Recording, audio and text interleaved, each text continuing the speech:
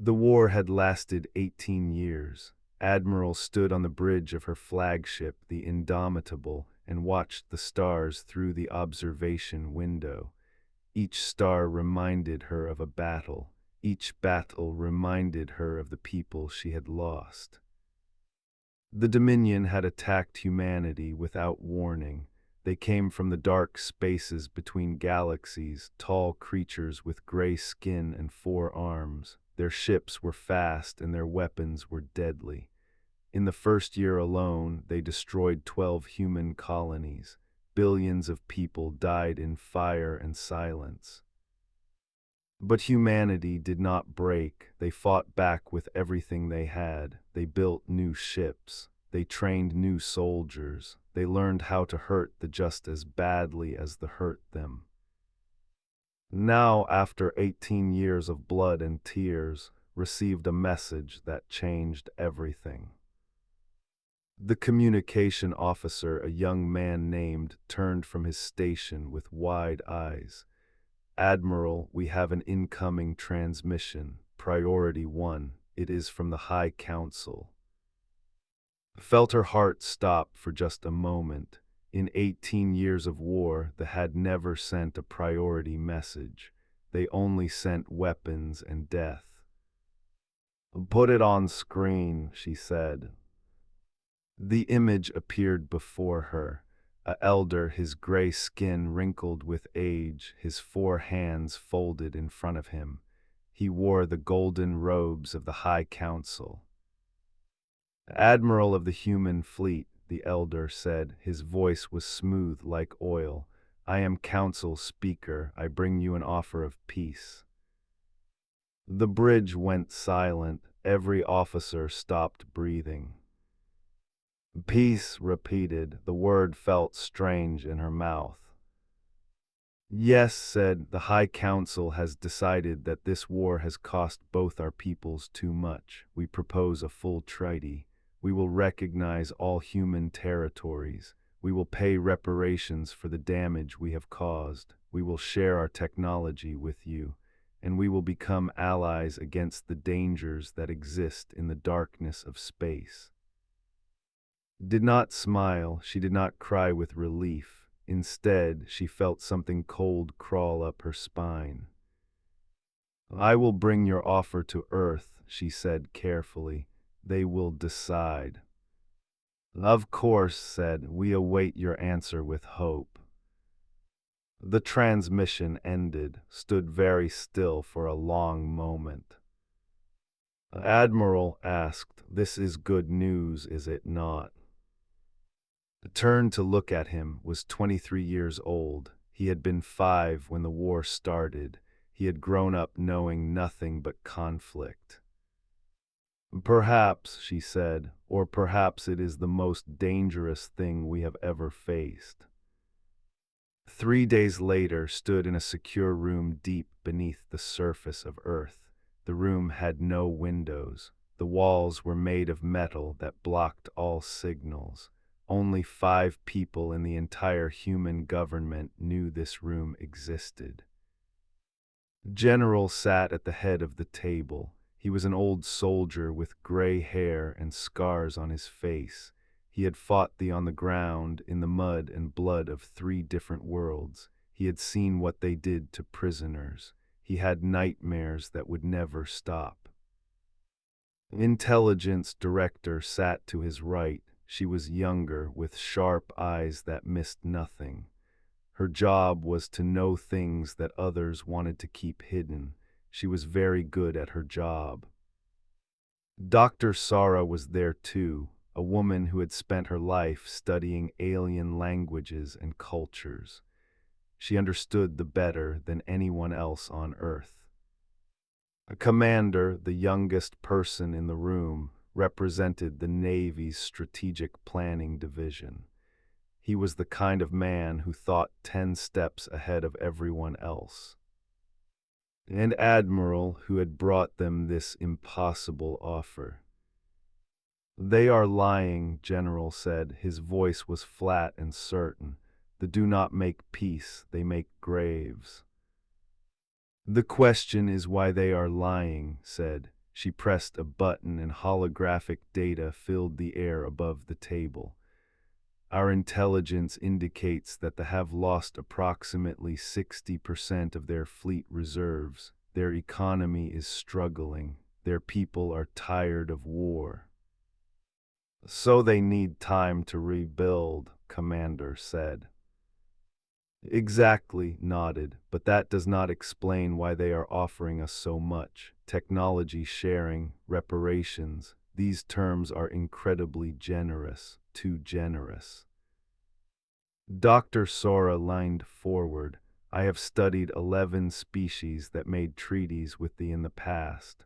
All 11 species no longer exist. The room went cold. What happened to them? Asked. They disappeared, Sora said. Their planets are empty. Their ships are gone. The records say these species simply declined or chose isolation. But there are no bodies, no ruins, nothing. It is as if they were erased. The general slammed his fist on the table. Then we refuse, we tell them no, and we keep fighting. If we refuse, we look like warmongers, said. The other species in the galaxy are watching. Many of them already think humans are too aggressive. If we reject a generous peace offer, we will have no allies if we ever need them.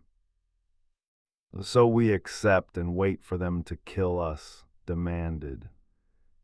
No, said quietly. Everyone looked at her. We accept and we prepare. The commander understood first. A small smile crossed his face. We make them think they have won. We celebrate peace. We decommission ships. We send our soldiers home. We do everything they expect us to do. And in secret, asked. In secret we build, stood and walked to the window that showed nothing but metal. We build ships they do not know about. We train soldiers they cannot see. We watch them and learn their plans, and when they come to kill us, we will be ready. Nodded slowly. It could work if we are careful, if we trust no one. How do we know when they will strike? Sora asked. We need to break their codes, said. Dr. Sora, can you do it? Sora thought for a long moment. Their language is complex, their encryption is advanced, but I have spent 20 years studying them. Give me time and resources, and yes, I can do it. General looked around the table. His eyes were hard, but there was something else there too. Hope, maybe, or perhaps just the cold satisfaction of a man who finally had a plan. So we smile at them, he said. We shake their hands, we thank them for their generosity, and behind our smiles we sharpen our swords. They think they are predators, said. They think we are prey. They have never been more wrong. 1 week later, Earth announced that it would accept the peace treaty. There were celebrations in every city. People danced in the streets. Veterans cried. Children who had never known peace finally learned what the word meant. Admiral watched the celebrations from her ship in orbit. She did not dance. She did not cry. She simply looked at the stars and thought about the work that lay ahead. They wanted to harvest humanity. They had done it to 11 species before. They thought humans would be just as easy. They were about to learn that humans were different. Humans remembered. Humans prepared. And humans never, ever forgave. The peace treaty was a trap, but humanity had set a trap of their own. And when the time came, the galaxy would see which trap was stronger. The peace was beautiful. That was what everyone said. After 18 years of war, humanity could finally breathe. Factories that made weapons now made cars and toys. Shipyards that built warships now built passenger vessels. Soldiers came home to families who had waited so long. But beneath the surface of this beautiful peace, something else was happening, something secret, something deadly. A commander stood in a place that did not exist. According to every official record, the asteroid field designated K7 was empty. No resources, no strategic value, nothing worth visiting.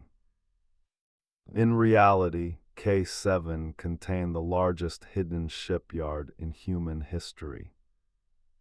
Walked through the massive construction bay, watching robots and workers build ships that the galaxy would never see. These were not ordinary ships. They were faster than anything they had. They carried weapons that human scientists had developed in secret for the past 10 years. Each ship was a masterpiece of death, painted black to hide in the darkness of space. How many? Asked. His assistant, a young engineer named, checked her tablet. 412 completed. Another 200 in various stages of construction. We should reach 600 by the end of the year. Good, said, but we need more, double the production schedule. Sir, the workers are already exhausted. They have been working 18-hour days for months. Stopped walking, he turned to look at with tired eyes. I know they are tired, I know this is hard, but the will not wait for us to be ready.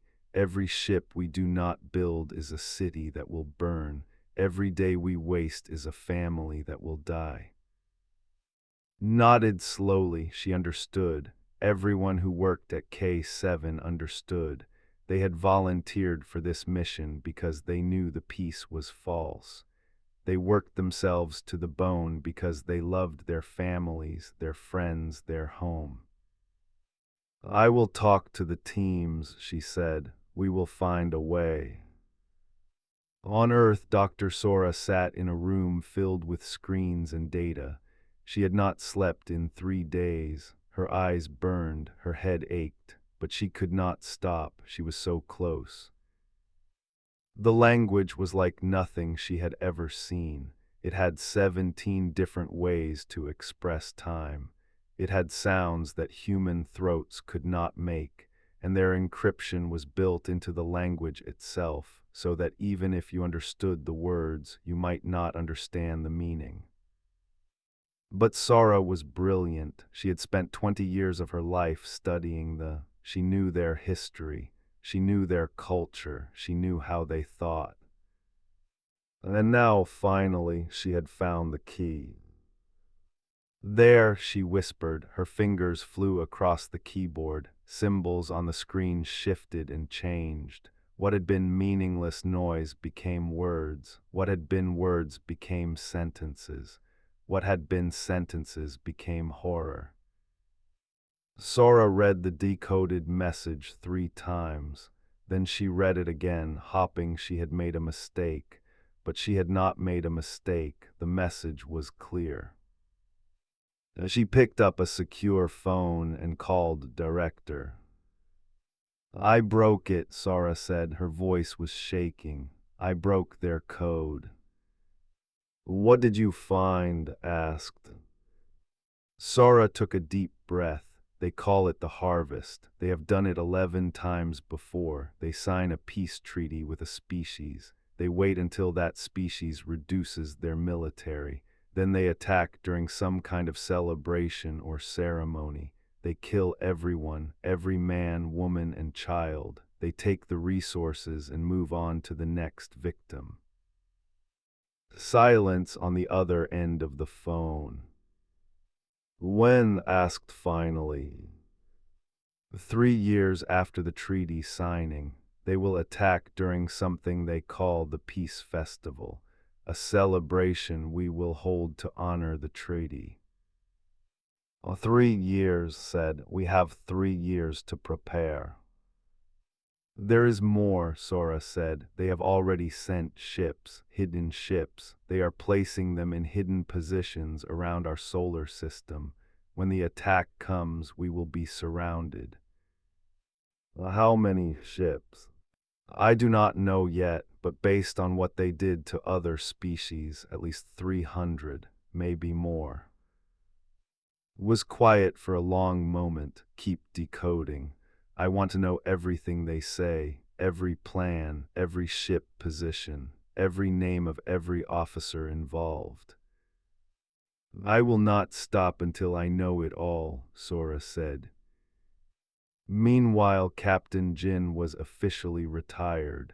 His service record showed that he had left the Navy after the peace treaty was signed. He had a small house on the coast of Korea. He spent his days fishing and watching the sunset.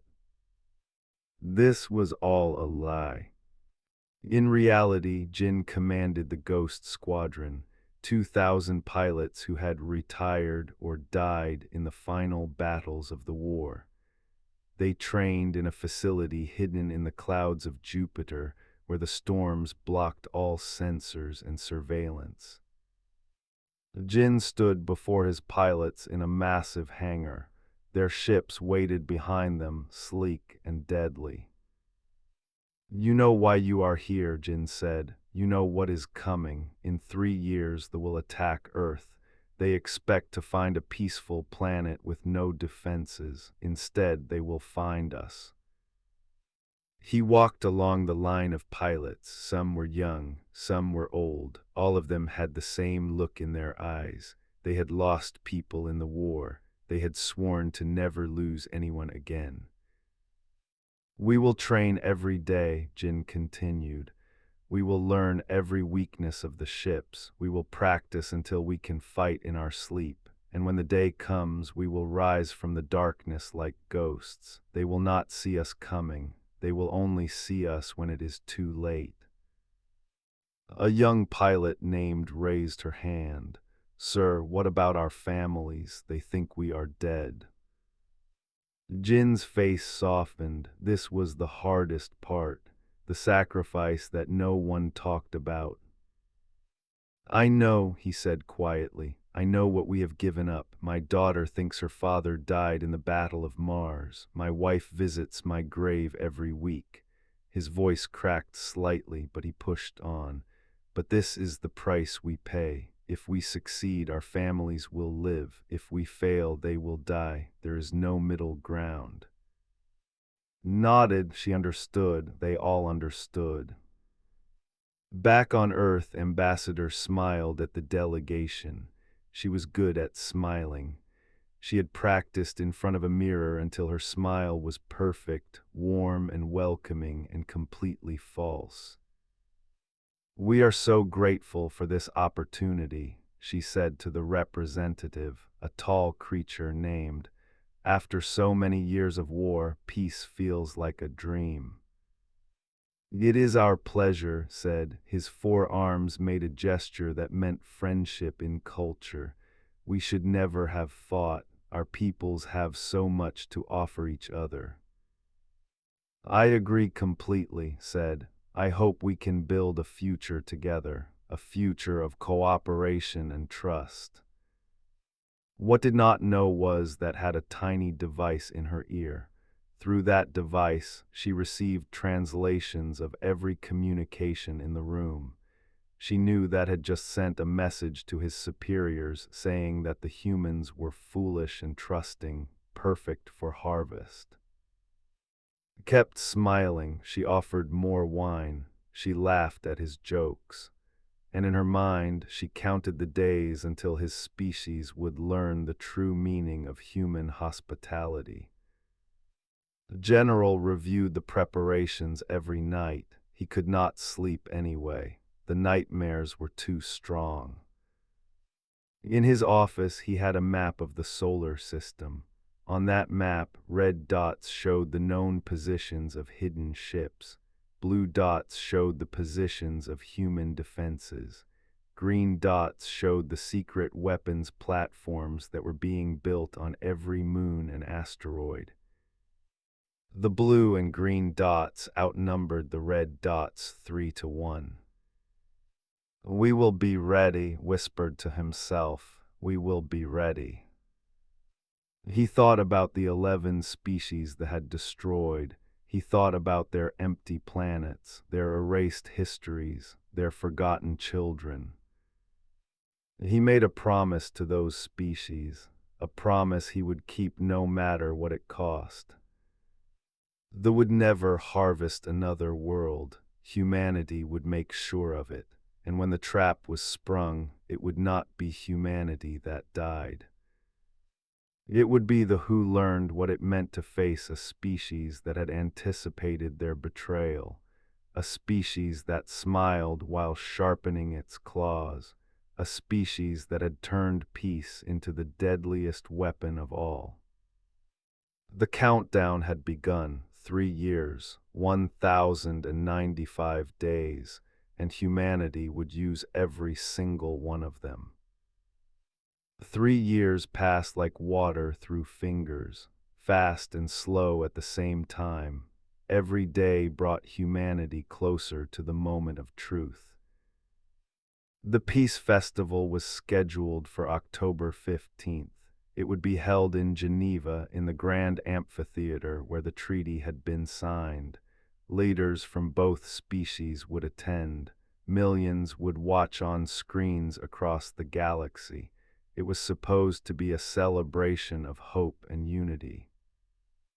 It was also the day the plan to kill every human in existence. Admiral stood on the bridge of the Indomitable. Her ship was officially docked for repairs. In reality, every system was active, every weapon was loaded, every crew member was ready. "The status report," she said calmly. Her communications officer responded without looking up from his screen. "All defense platforms are green. The Ghost Fleet is in position behind Jupiter. Ground forces report ready. All civilian evacuation routes are confirmed." Nodded. 3 years of preparation had led to this moment. 3 years of lies and secrets and sacrifice. 3 years of watching the smile while they planned genocide. Now it was time to show them who was really smiling. On Earth, the Peace Festival began with music and flowers. The streets of Geneva were filled with people celebrating. Children waved flags, veterans hugged each other. The sky was blue and clear, perfect for a day that would live in history. Ambassador stood at the podium in the Grand Amphitheater. Before her sat hundreds of delegates. Behind her stood the human leadership, or at least what appeared to be the human leadership. President, general, director, and dozens of other officials smiled and waved at the cameras. None of them were real. They were androids, perfect copies made in secret factories. The real leaders were safely hidden in bunkers deep underground. Began her speech. "Today we celebrate not just peace, but the possibility of friendship between our peoples. 3 years ago we ended a terrible war. Today we begin a new chapter." In orbit, the ceremonial fleet waited. 300 warships, far more than any ceremony needed. Their weapons were hidden but ready. Their crews watched their screens, waiting for the signal. At exactly 14:00 hours, that signal came. The fleet began to descend, their weapons powered up, their targeting systems locked onto cities across Earth. In Geneva, kill teams activated hidden transport devices and appeared in government buildings. Their orders were simple: kill every human leader, leave no survivors. For 47 seconds, everything went according to plan. Then hell opened its doors. The decommissioned defense platforms that orbited Earth suddenly came alive. Hundreds of batteries that the thought were empty fired simultaneously. The first warship exploded before its crew even understood what was happening. Then the second, then the third. Admiral's voice echoed across every human military frequency. All units, execute protocol homecoming. I repeat, execute protocol homecoming. From hiding places across the solar system, human ships emerged. From behind asteroids, from within gas clouds, from the shadows of moons. Ships that they had never seen. Ships that did not exist in any database. Captain Jin led the Ghost Squadron out of Jupiter's storms. 2,000 fighters, each one piloted by a veteran who had spent 3 years preparing for this moment. All wings engage, Jin ordered. His voice was cold and calm. Show them what ghosts can do. The lieutenant flew beside him. She had not seen her family in 3 years. She had missed her sister's wedding. She had missed her mother's birthday. All of it had been for this moment. For everyone we lost, she whispered. Then she pulled the trigger. Her ship's weapons tore through a cruiser like paper. The cruiser exploded in a ball of fire that lit up the darkness of space. On the ground, the kill teams found their own trap waiting. Commander Wu had positioned Special Forces units in every building the might target. When the alien assassins appeared, they found themselves facing soldiers in full combat armor with weapons pointed at their heads. "Surprise," Wu said to the team later before shooting him twice in the chest. The fighting in the buildings was brutal and quick. There were good killers, but they had expected to find helpless politicians, not trained soldiers. They expected fear. They found fury. Within 15 minutes, every assassin on Earth was dead or captured. In Geneva, Ambassador watched the chaos unfold on screens hidden behind the podium. She saw the fleet burning. She saw their assassins falling. She saw 3 years of human patience and planning come together in perfect, devastating harmony. She turned to face the delegation. Their faces showed confusion, then fear, then rage. Removed the small device from her ear and set it on the podium. "I want you to know something," she said. Her voice was calm and clear.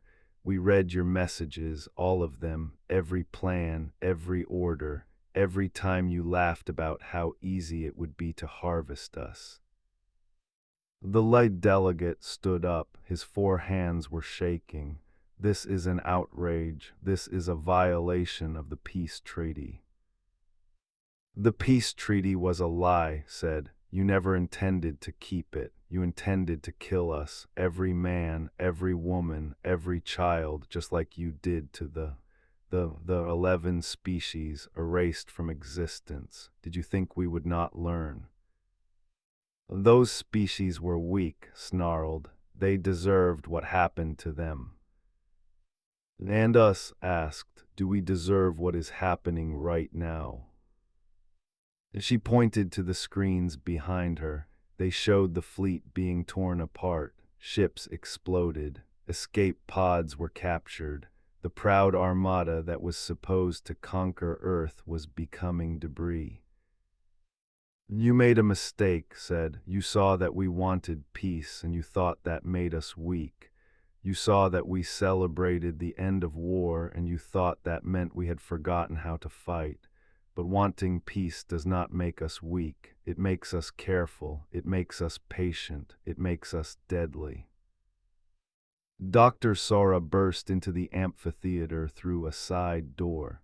She carried a tablet with her, and her face was alive with fierce joy. "Ambassador," she said, "the broadcast is ready." "Nodded, do it." Across the galaxy, screens flickered. On every planet, on every station, on every ship, the same message appeared. It was the decoded archive that Sora had been collecting for 3 years. every plan, every genocide, every species they had destroyed. The evidence was undeniable. The galaxy watched in horror as they learned what they really were, not peaceful diplomats, not trustworthy allies, but predators who used peace as a weapon, killers who smiled while they planned extinction. Back in space, Admiral directed the final phase of the battle. The fleet had lost 200 ships in the first hour. The survivors were trying to retreat, but human ships blocked every escape route. Admiral said, "We are receiving surrender signals from multiple vessels." Considered for a moment, they had never accepted surrender from their victims. They killed everyone, always without exception. But humans were not. "Accept their surrender," said. "Take them prisoner, treat them according to military law. We are better than they are, we will prove it." General watched from his bunker as the battle ended. The sky above Geneva was filled with falling debris, the remains of ships that had come to destroy humanity. Instead, they had become a monument to human strength. Thought about the sleepless nights, the endless planning, the terrible fear that they might be wrong, that they might be genuine, that all their preparation was paranoia. But they had not been wrong. They had come to kill them just as they had killed so many others, and humanity had been ready. "This is just the beginning," said to no one in particular. "The war is not over, the war has just changed." He was right, the Dominion still existed. Their home worlds were still powerful, their remaining fleets were still dangerous. But now humanity had something they had not had before. They had proof, they had allies, they had momentum. And most importantly, they had shown the galaxy what happened when you tried to trap humanity. The trap closed, but it closed on the wrong species. The peace festival ended not with genocide, but with victory. Not with the death of humanity, but with the beginning of the end for the Dominion. And in Geneva, Ambassador looked at the stunned delegates and spoke the words that would echo through history. "We offered you real peace, you gave us a trap. Now learn what happens when you try to trap humanity. We spring it back." The Dominion had ruled their corner of the galaxy for 10,000 years. They had conquered hundreds of worlds. They had enslaved dozens of species. They had never known defeat. That changed in a single day. Admiral did not wait for the fires on Earth to cool. Within hours of the failed harvest, her fleet jumped to space. 400 ships that the enemy had never seen, armed with weapons they had never faced, crewed by humans who had never forgotten what they planned to do. "Admiral, we are entering the home system," reported, detecting significant enemy forces, 200 ships, mostly defense platforms. Nodded, they sent their main fleet to Earth. They did not expect to need defenders at home. "Orders, Admiral." Looked at the screen showing a beautiful planet of blue oceans and green continents. Billions of lived there, families, children, ordinary people who had nothing to do with the decisions of their leaders. For a moment she thought about what they would have done to Earth. They would have burned it, every city, every forest, every ocean. They would have killed every human being and erased humanity from history. She could do the same to them. She had the power. Her weapons could reduce that beautiful planet to ash. But she was not. "Target only military installations," she ordered. shipyards, weapons factories, defense platforms, no civilian targets, no population centers. We are here to end their ability to make war, not to commit genocide.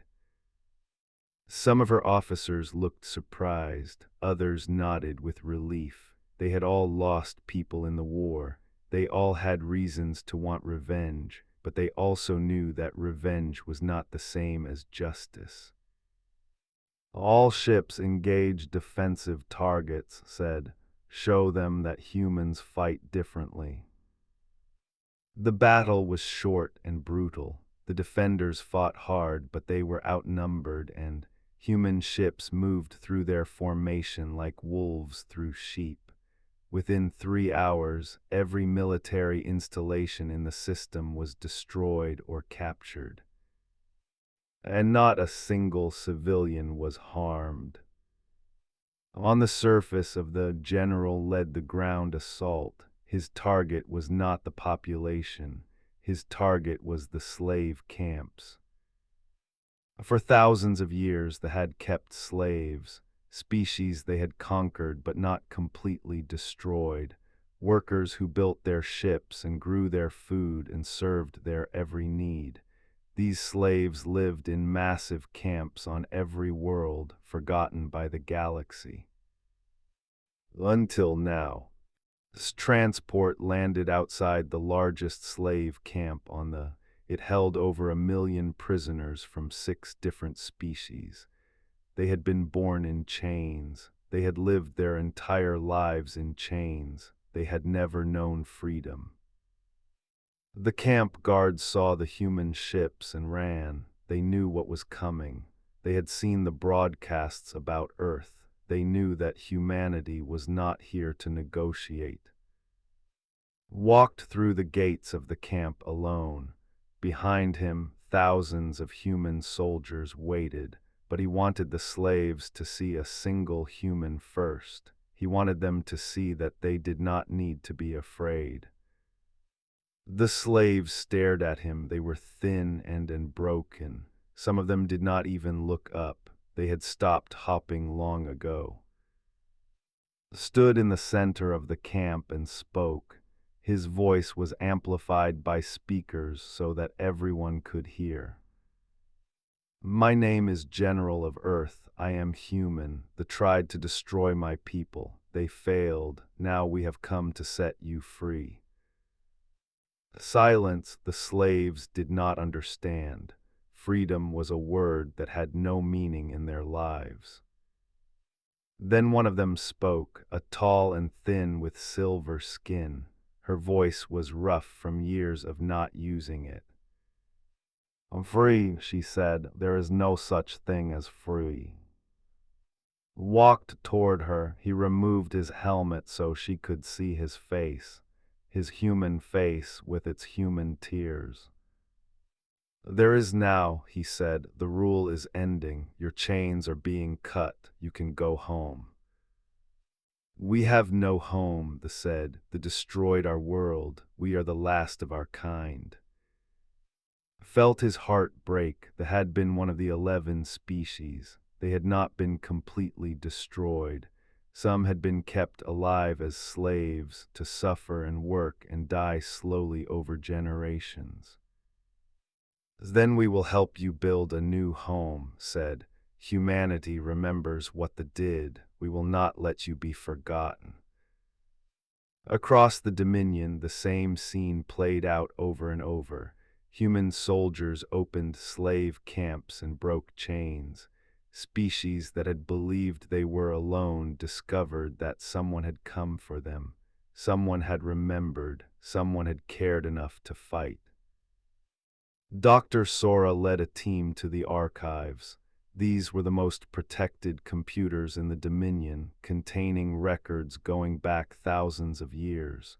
Records of every species they had conquered, every treaty they had broken, every genocide they had committed. This is it, Sora whispered as she accessed the main database. The complete history of the Dominion, everything they did, everything they hid. She began to download. The files were enormous. They contained proof of horrors that would shock the galaxy, but they also contained something else, something Sara had not expected.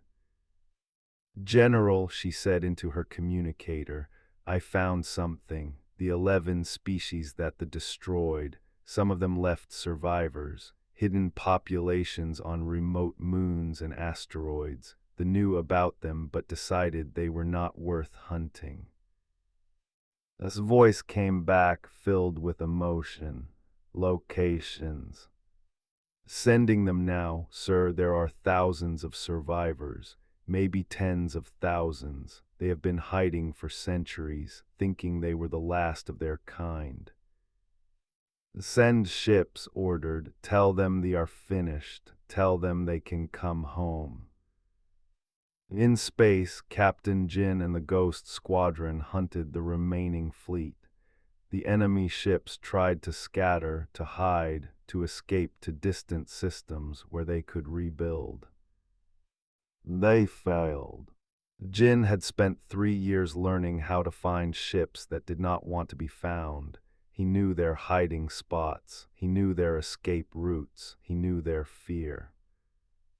Lieutenant flew beside him as always. Her kill count was now 37 enemy ships. She had become one of the most decorated pilots in human history. "Contact ahead," she reported. "Battleship attempting to jump to hyperspace." "Disable their engines," Jin ordered. "Take them alive if possible." "Oh, yes, sir." The ship dove toward the enemy battleship. Her weapons fired with perfect accuracy, striking the engine section. The ship went dark, powerless and drifting.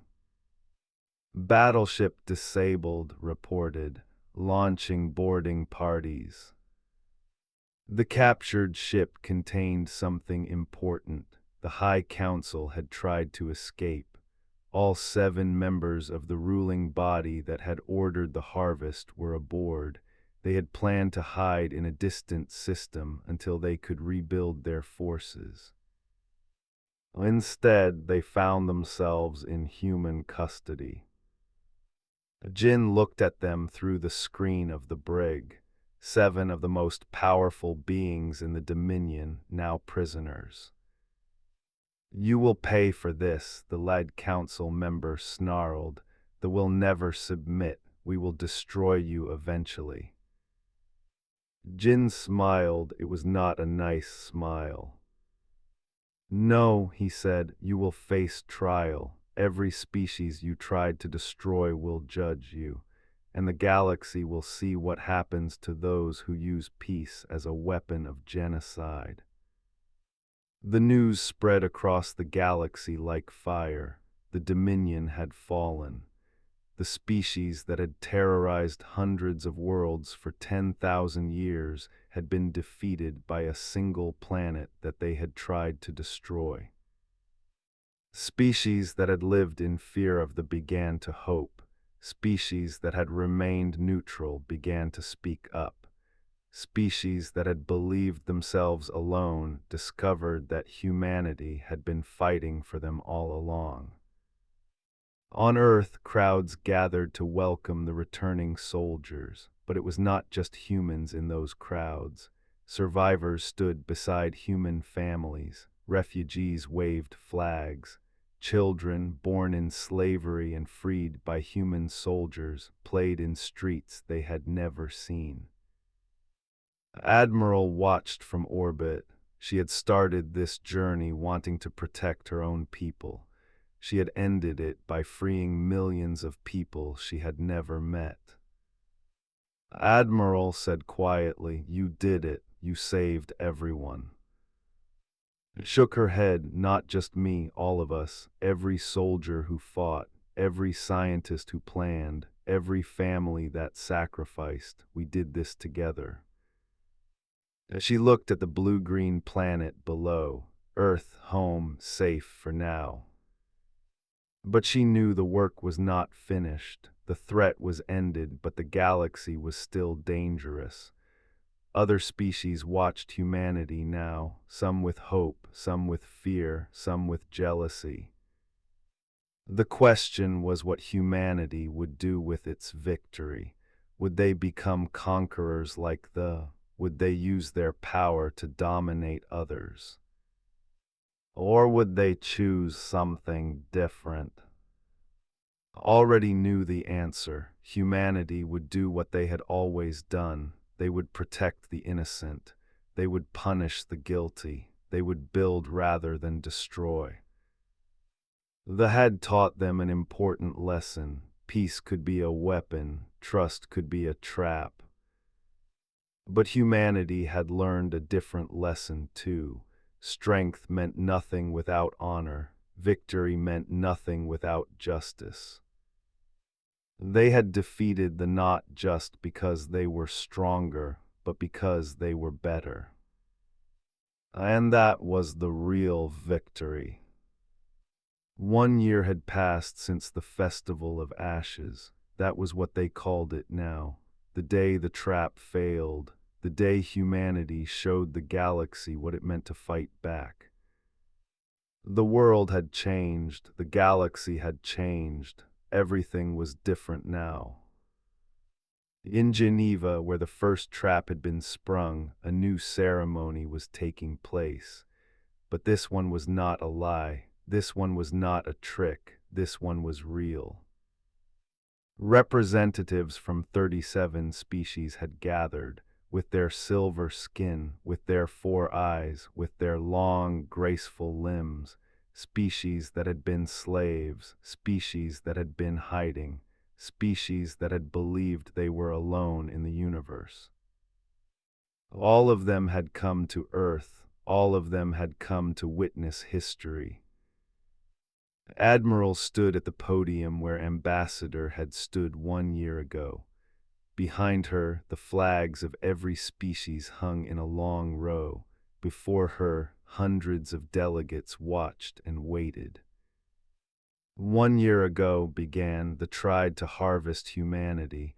They thought we were weak because we wanted peace. They thought we were foolish because we trusted them. They were wrong. She paused, looking out at the sea of alien faces. So many different shapes, so many different colors, so many different languages and cultures and histories, all united by one simple truth. But we did not fight just for ourselves, continued. We fought for every species they destroyed. We fought for every slave they kept in chains. We fought for every world they burned. We fought so that no one would ever have to face the harvest again. The delegates were silent, listening, remembering. Today we create something new, not a trap disguised as a treaty, not a lie disguised as peace, something real, something honest, something built on trust that has been earned, not given. She held up a document. The paper was simple, but the words on it would change the galaxy. The Galactic Covenant, an alliance of free species bound by common laws and mutual defense. If any signatory is attacked, all signatories respond. If any species tries what the tried, they will face not one world but 37. And as more species join, that number will grow. General stepped forward to sign first. His hand was steady as he wrote his name. He had waited his whole life for this moment, a moment when strength served justice instead of tyranny. Dr. Sora signed second. She had spent decades studying aliens who wanted to destroy her people. Now she would spend the rest of her life building bridges with aliens who wanted to be friends. The commander signed third. His hidden shipyards were now open to all Covenant members. Human technology would help protect everyone, not just humanity. Captain Jin signed fourth. His ghost squadron had been officially recognized and given a new mission. defending Covenant space from any threat. Lieutenant stood beside him, finally able to see her family again. Ambassador signed fifth. She had smiled at enemies for 3 years, hiding her true feelings behind perfect diplomacy. Now she could smile at real allies with real hope. One by one, the other species signed. Survivors who had been freed from slavery, refugees who had spent generations in hiding, children who would grow up in a galaxy where their species was no longer hunted. When the last signature was added, spoke again. The believed that peace was a weapon to be used against the trusting. They were half right. Peace is a weapon, but we choose to use it differently. We use it to build, not destroy, to protect, not prey, to unite, not divide. She looked at the delegation in the back of the room. Yes, they were there too, not the old leadership who were awaiting trial, but new representatives chosen by ordinary citizens who had overthrown their own government. These new had signed the covenant too. They wanted to be different. They wanted to prove that their species was more than its history. Nodded at them, it was not forgiveness, not yet.